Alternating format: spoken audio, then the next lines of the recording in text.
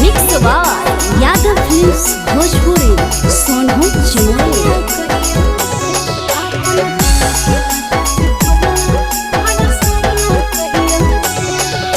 घर भर के सामने काहे भैया कही, घर भर के सामने काहे भैया कही, तरतिया कोने नता से फोनवा पर सैया कही, तरतिया कोने नता से फोनवा पर सैया कही।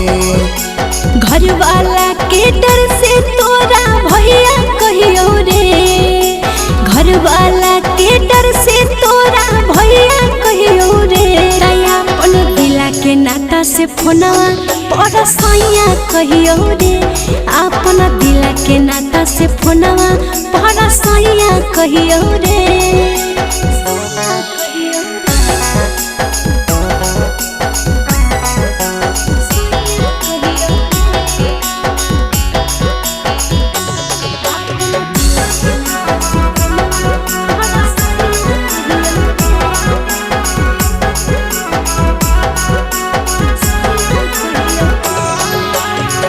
भैया ने बोले हमरा लागो हो लाज गे, की कहते जानते जब गौवा समाज गे।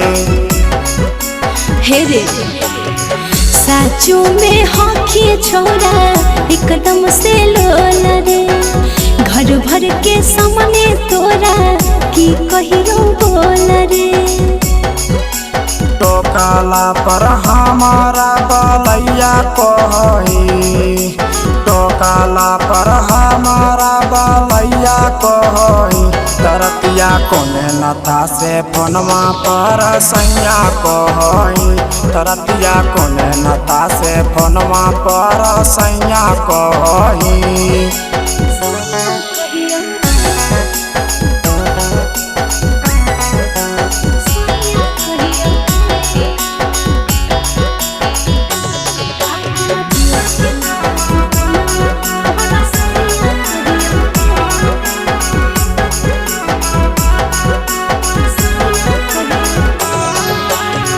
चल जैतौ पाता तभी गड़ जैतौ खेल गे, बोलो ही जैसन करा वायदे भी जेल गे।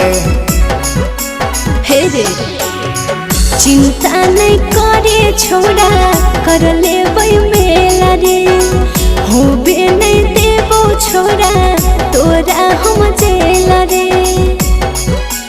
राजा पोटन के छौरी तो कसैया कही, राजा पोटन के छौरी तो कसैया कही, तरतिया कोने नता से फोनवा पर सैया कही, तरतिया कोने नता से फोनवा पर सैया कही।